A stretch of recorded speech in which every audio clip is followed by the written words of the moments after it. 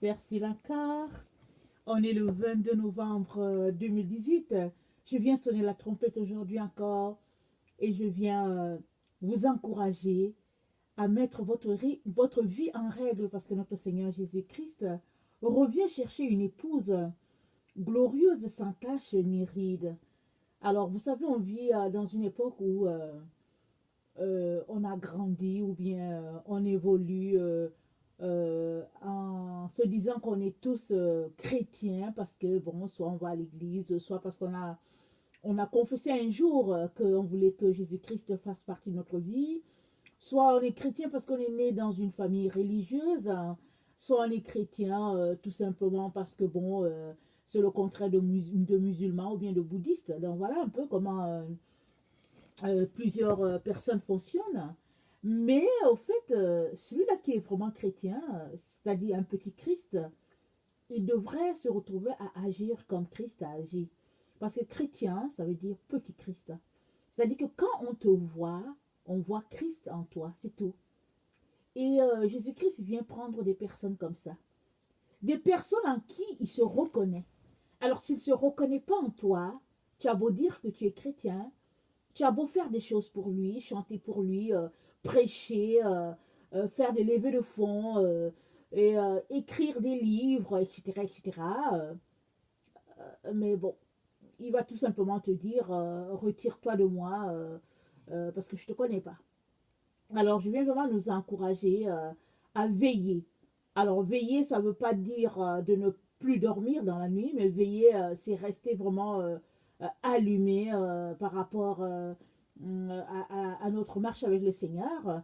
De telle sorte que si l'Esprit Saint nous révèle quelque chose, ce serait bien de venir tout de suite confesser cela. Comme tout à l'heure, alors que j'étais en train de regarder un peu mes notes et tout, le Seigneur m'a montré euh, une faute ou bien un péché dans ma vie qui était là. Et puis bon, je ne me suis jamais arrêtée. Alors, donc, j'ai demandé pardon à cela. Et puis, je me suis dit, mais tiens, Seigneur, aide-moi, comment gérer cela désormais. Parce que, bon, à mon niveau, bon, il n'y avait rien là. Alors, donc, c'est ça. Et puis, bon, le Seigneur m'a montré, en tout cas, comment agir. Et puis, bon, je bénis le Seigneur. Mais une fois que le Seigneur m'a montré ça, alors j'ai compris qu'il fallait que je vienne demander pardon. Et puis maintenant, la prochaine étape, c'est une vie de repentance. Parce que le pardon sans repentance, ça ne mène à rien. Alors, se repentir, c'est se détourner carrément de cette façon de fonctionner là. Et puis bon, et de fonctionner à la lumière. Alors, si par exemple tu avais l'habitude de faire une chose et puis bon, l'Esprit Saint te montre que ça, c'est pas correct, alors, après avoir demandé pardon, ce serait bien que tu trouves la bonne façon de le faire. Et puis très souvent, si on ne sait pas comment faire, le Seigneur va nous parler. Mais très très souvent, le Seigneur a placé dans notre cœur la façon d'agir. Parce que la Bible dit que dans nos cœurs, il y a la voie toute tracée. Alors, donc vraiment, faisons tout pour débarrasser de nos vies toute zone d'obscurité afin que notre lumière puisse briller chaque jour davantage. Amen. Donc aujourd'hui, je viens apporter au fait un enseignement sur, c'est un message plutôt, c'est une surprise nous attend. Alors vous savez bien qu'on parle du tabernacle, je n'ai pas fini sur le tabernacle, mais le Seigneur m'a donné ce message-là pour chacun d'entre nous le 20. Alors il y a 2 jours, alors j'ai tout fait, tout ce que je pouvais faire pour pouvoir apporter le message. Mais ces derniers temps, j'ai été pris vraiment, en tout cas, dans un engrenage de programmes et de programmes indépendants de ma volonté. Mais je bénis le Seigneur parce que, bon, à travers cela, il s'est glorifié et tout. Alors, donc, j'apporte ce message-là aujourd'hui. Une surprise nous attend. Alors, très souvent, quand on parle de surprise, on s'attend toujours à ce que ce soit une surprise agréable, n'est-ce pas? Alors, et puis, souvent, quand c'est une surprise désagréable, bon, on n'aime pas souvent parler de... En tout cas, on veut rien, on ne veut même pas en entendre parler. Et puis, bon, quand on est préparé à une surprise, souvent, ce n'est plus une surprise. Mais quand on n'est pas préparé, la surprise, si elle est déjà désagréable, alors elle devient 2 fois, 3 fois de plus vraiment désagréable parce qu'on n'a pas été préparé du tout. Alors, c'est de cette surprise-là que le Seigneur vient nous parler. Et puis, vous savez, il y a beaucoup de choses qui nous ont été cachées. Alors, bon, écoutez, c'est comme ça, comme j'ai déjà dit dans plusieurs de mes vidéos, que par exemple, le livre d'Enoch, il a figuré dans la Bible, dans le canon biblique, si c'est comme ça qu'on le dit, alors jusqu'au 4e siècle, et après ils l'ont enlevé. Alors quand on lit le livre d'Enoch, on comprend très bien pourquoi ils l'ont enlevé. Parce que le livre d'Enoch, c'est le premier livre qui a été écrit sur la terre, parce que Enoch, c'est le 7e homme après Adam. Alors, il a plu à l'Éternel de l'enlever de la terre, mais avant qu'il soit enlevé, le Seigneur lui a montré beaucoup, beaucoup de choses. Le Seigneur l'a pris d'abord, il l'a amené dans sa présence au ciel. Il a montré beaucoup de choses à Enoch. Et il lui a dit que la terre sera détruite, mais que à travers Enoch, il va donner des instructions aux descendants d'Enoch. Il a dit à Enoch que je vais sauver la terre à travers ta descendance. Et Enoch donc a fait euh, quelques jours au ciel et le Seigneur lui a révélé tout ce qui lui a été révélé. Et Enoch a écrit, le Seigneur lui a dit, écoute, je te laisse le temps, tu retournes, je te laisse le temps de mettre tout cela au propre et puis de leur laisser cela. Et après cela, Dieu est venu, Dieu l'a enlevé. Et c'est Noé, le petit-fils à Enoch, qui a gardé cela, qui est entré dans l'arche avec ces livres-là, parce qu'il paraît que c'est plusieurs volumes.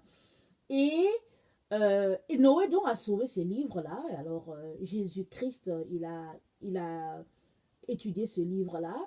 La preuve est que Jude en parle, Jude cite des versets dedans. Alors, dans l'ancien temps, les rabbins, ils le lisaient. Et puis bon, c'est quelque chose qui était là. Alors, ça veut dire que tous ceux-là qui ont marché avec Dieu par le passé, alors ils ont lu ce livre-là. Alors, et Enoch, c'est un livre extraordinaire. Il parle, oui, de la destruction du déluge, mais il parle aussi de Jésus-Christ. Alors, il parle de Jésus-Christ, mais il parle aussi de notre temps. Notre temps où nous sommes, Enoch en parle largement. Alors, c'est pourquoi c'est un livre pour la génération de la fin des temps. Alors, ce qui est dommage, c'est qu'on on a retiré ce livre-là aux chrétiens. Alors, ce livre-là nous révèle beaucoup, beaucoup de choses. Alors, une fois que il y a un élément qui est retiré, vous comprenez que souvent on est perdu. Il y a des bouts qu'on ne comprend pas dans la Bible. Parce que la Bible, c'est un tout.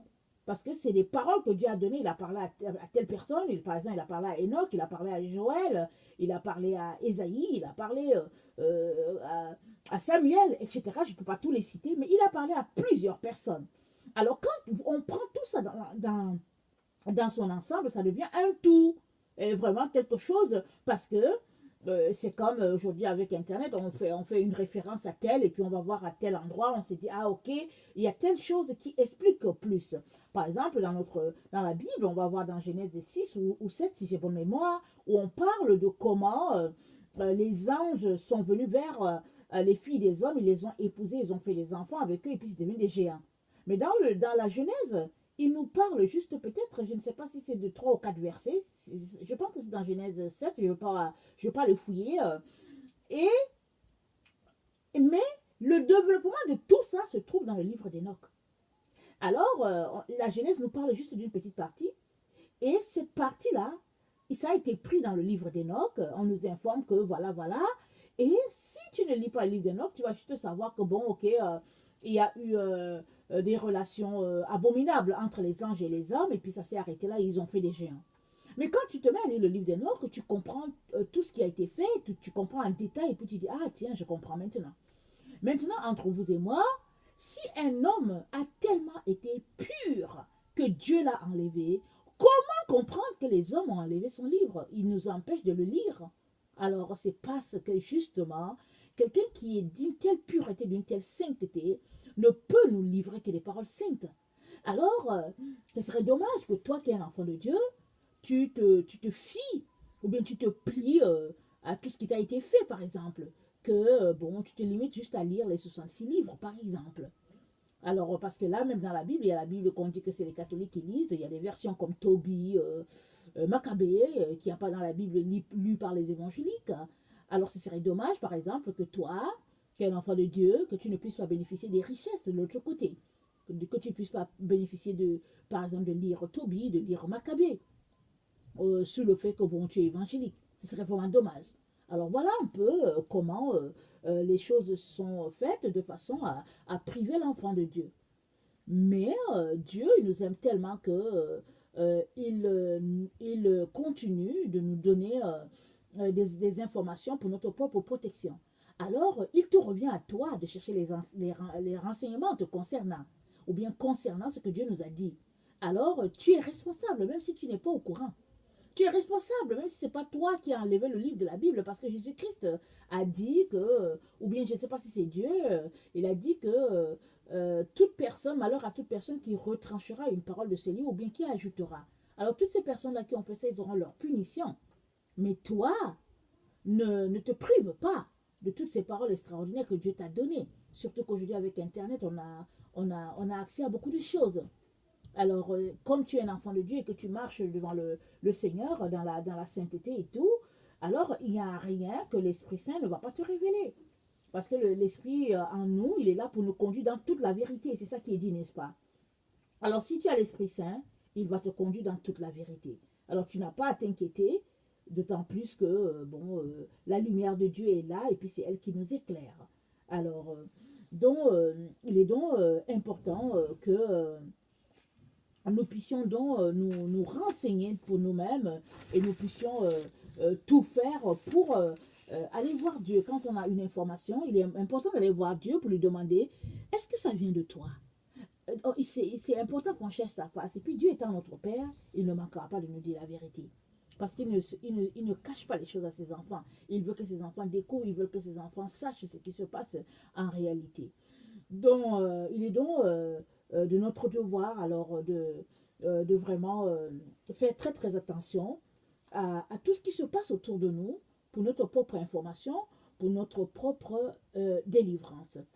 Alors, dans Apocalypse 1, le verset 4, non, excusez-moi, dans Apocalypse 12, pardon, Apocalypse 12, je vais donc lire jusqu'au verset 5, jusqu'au verset 4, parce que ce qui nous intéresse, c'est le verset 4.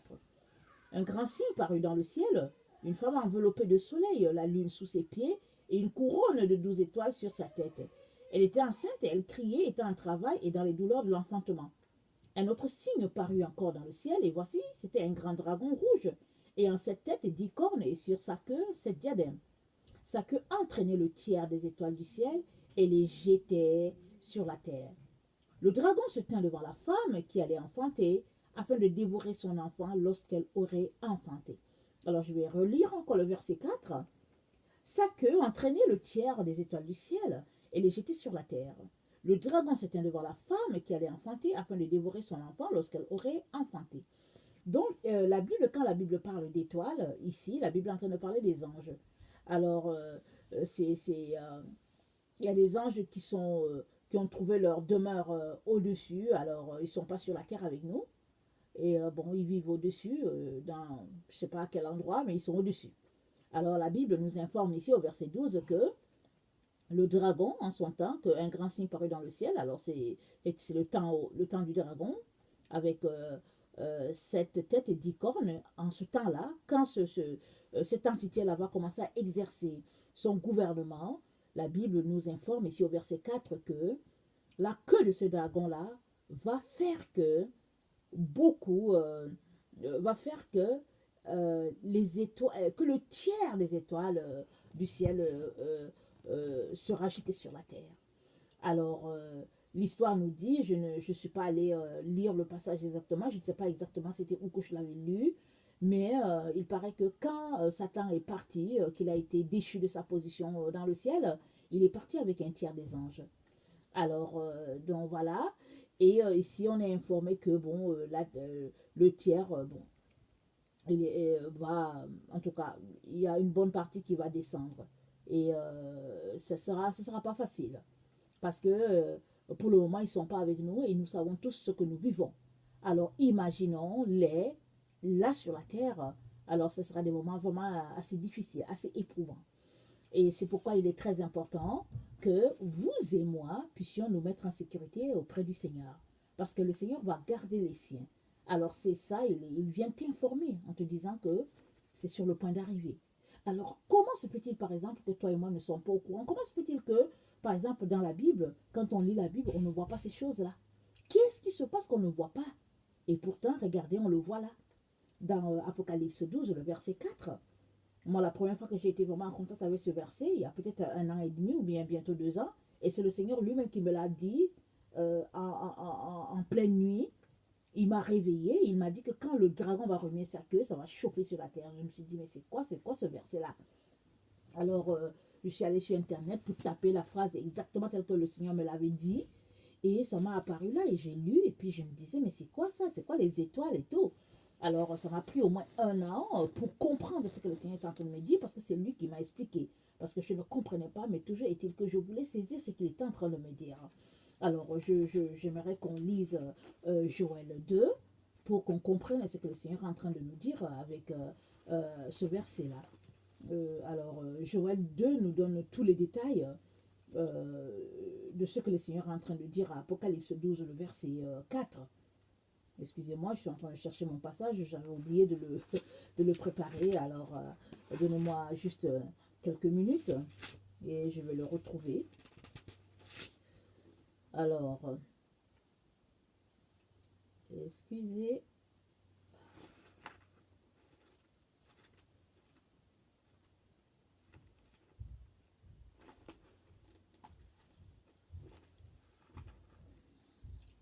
Sorry.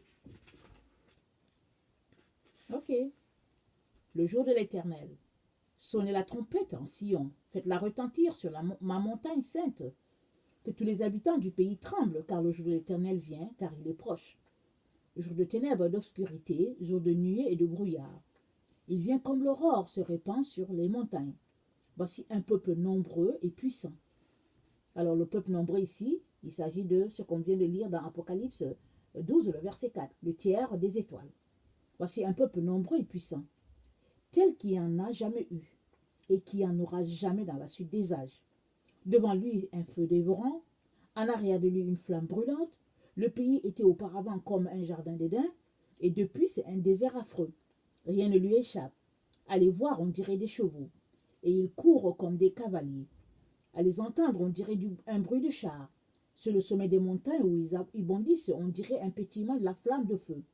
Quand ils consument le chaume, c'est comme une armée puissante qui se prépare au combat. Devant eux, les peuples tremblent, tous les visages pâlissent. Ils s'élancent comme des guerriers. Ils escaladent les murs comme des gens de guerre. Chacun va son chemin, sans s'écarter de sa route. Ils ne se pressent point les uns des autres. Chacun garde son rang. Ils se précipitent au travers des traits, sans arrêter leur marche. Ils se répandent dans la ville, courent sur les murailles, montent sur les maisons, entrent dans les fenêtres comme un voleur. Devant eux, la terre tremble, les cieux sont ébranlés, le soleil et la lune s'obscurcissent, et les étoiles retirent leur éclat. L'Éternel fait entendre sa voix depuis son armée, car son camp est immense, et l'exécuteur de sa parole est puissant, car le jour de l'Éternel est grand, il est terrible, qui pourra le soutenir. Appel à la repentance. Maintenant encore, dit l'Éternel, revenez à moi de votre cœur, avec des jeûnes, avec des pleurs et des lamentations. Déchirez vos cœurs et non vos vêtements. Et revenez à l'Éternel, votre Dieu, car il est compatissant et miséricordieux, lent à la colère et riche en bonté. Il se répand des mots qu'il envoie. Qui sait s'il ne reviendra pas et ne se repentira pas, et s'il ne laissera pas après lui la bénédiction, des offrandes et des libations pour l'Éternel, votre Dieu. Sonnez la trompette en Sion, publiez un jeûne et une convocation solennelle. Assemblez le peuple, formez une sainte réunion, assemblez les vieillards, assemblez les enfants, même les nourrissons à la mamelle, que l'époux sorte de sa demeure et l'épouse de sa chambre, qu'entre le portique et l'autel, pleurent les sacrificateurs, serviteurs de l'Éternel, et qu'ils disent, Éternel, épargne ton peuple, ne livre pas ton héritage à l'opprobre, aux railleries des nations. Pourquoi dirait-on parmi les peuples, où est leur Dieu? Promesse, l'Éternel est ému de jalousie pour son pays, et il épargne son peuple. L'Éternel répond, il dit à son peuple, voici je vous enverrai du blé, du mou et de l'huile, et vous en serez rassasiés, et je ne vous livrerai pas à l'opprobre parmi les nations. J'éloignerai de vous l'ennemi du nord, je le chasserai vers une terre aride et déserte, son avant-garde dans la mer orientale, son arrière-garde dans la mer occidentale, et son infection se répandra, sa puanteur s'élèvera dans les airs, parce qu'il a fait de grandes choses. Donc je vais m'arrêter là. Alors le Seigneur nous informe que ces choses-là sont sur le point d'arriver, et il nous dit que il est ému de compassion et il épargne son peuple. Alors c'est pourquoi le Seigneur te demande de te repentir, parce que ces choses-là sont sur le point d'arriver. Alors imagine-toi, toi, un humain, et tu te retrouves face à face avec un géant qui est là. Et ils viennent pour faire l'œuvre de Dieu. Non pas que ils sont les anges au service de Dieu, ils sont déchus, mais nous savons tous que Dieu utilise qui il veut, comme il veut. Souvenez-vous, je pense que c'est dans un roi ou dans deux rois, je ne me rappelle pas, j'ai déjà fait une ou deux vidéos dessus. Comment est-ce que Dieu voulait punir Akab? Je pense que c'est Akab, oui. Il voulait punir Akab, le roi de Judée. Il ne voulait plus le voir devant sa face. Alors Dieu a demandé, il a dit, je cherche quelqu'un pour aller tromper les rois ou bien le roi. Alors il y a un esprit menteur qui s'est pointé devant Dieu, qui a dit, envoie-moi. Dieu a dit, tu veux aller? Il dit oui. Dieu a dit, ok, tu iras sûrement et tu le tromperas. Alors c'est pas parce que Dieu est menteur. La Bible nous dit qu'il n'y a point de mensonge en Dieu, il n'y a point de quelque chose de mauvais, d'obscurité en Dieu. Mais il utilise qui il veut à son service. Et cet esprit-là de mensonge s'est pointé devant lui. Alors Dieu l'a utilisé pour à son service. Dieu utilise tout le monde comme il veut, quand il veut. Même quand tu es là, tu te parles. Dieu utilise qui il veut.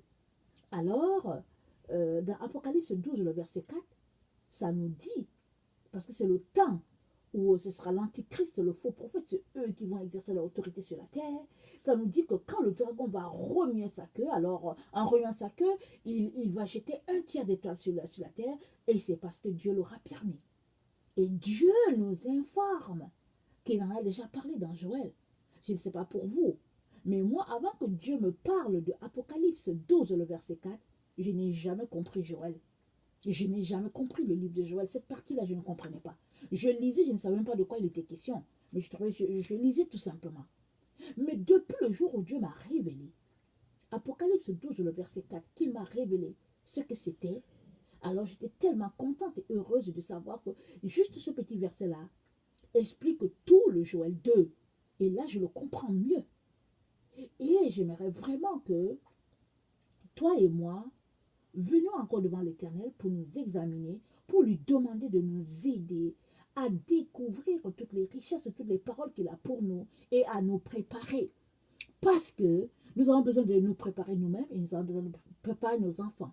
Parce que ces anges déchus-là, quand ils viennent, comme on vient de lire, ils ne viennent pas pour nous chérir.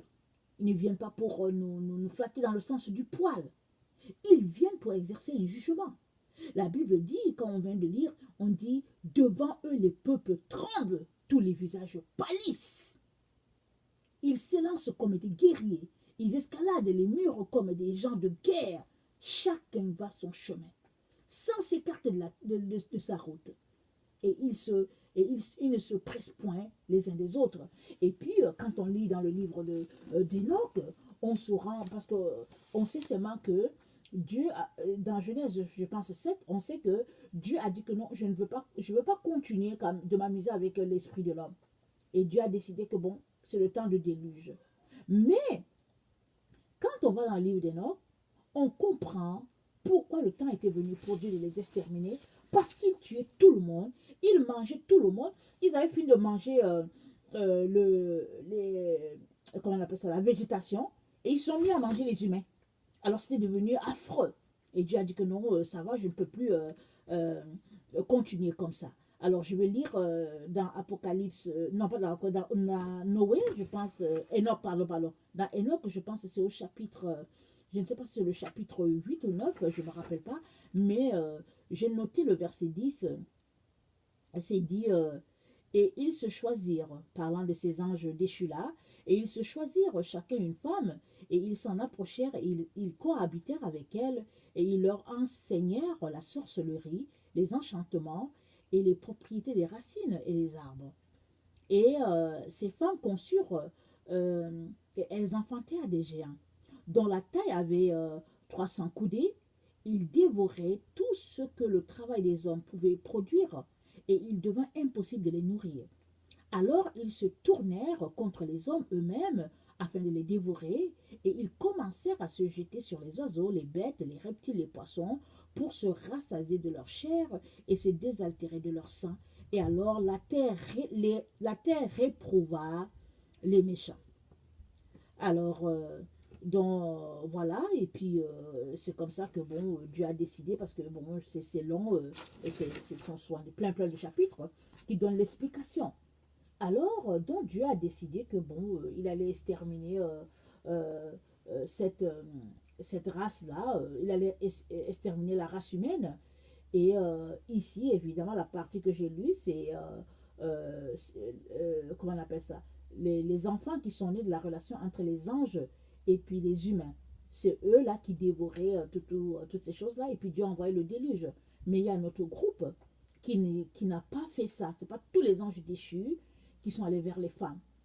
Quand on lit le livre d'Enoch, on se rend compte qu'il y a 200 qui sont engagés dans cette voie-là. Et les autres, bon, ils ont continué, ils ont pris une autre direction. Ça, c'est vraiment quelque chose. Il faut lire pour comprendre tout ce qui se passe et tout ça, tout ce qui s'est passé, pardon. Alors, tout ça pour dire que, au fait, il y a un jour de jugement qui est sur le point d'arriver. On le sait tous. On le sait tous. Et alors, pour le moment, comme on ne sait pas à quoi ça va ressembler, et puis bon, on peut s'imaginer toutes sortes de choses, un peu des choses. On peut s'imaginer que ce ne sera pas trop difficile. Mais quand on lit le Joël, on se rend compte que c'est quelque chose de terrible. Alors, je viens vraiment nous encourager euh, à, à passer le temps devant le Seigneur afin qu'il nous indique qu'est-ce qu'on peut faire, comment on peut vraiment se préparer de façon à être prêt à tout moment. Donc voilà, alors comme on l'a dit, on l'a lu aussi, Dieu, il va garder les siens. Dieu, il est un secours et un rempart pour ceux-là qui marchent avec lui. Alors faisons tout pour sortir de la vie de débauche, de la vie de péché. Et puis vraiment, venons au pied du Seigneur afin qu'il puisse nous garder, qu'il puisse vraiment nous donner d'échapper à ces moments terribles-là. Alors voilà, que le Seigneur vraiment vous bénisse, qu'il vous fortifie et puis qu'il vous donne vraiment de pouvoir prospérer dans la voie de la sainteté. Alors soyez bénis, je vous aime beaucoup et Dieu davantage. Merci.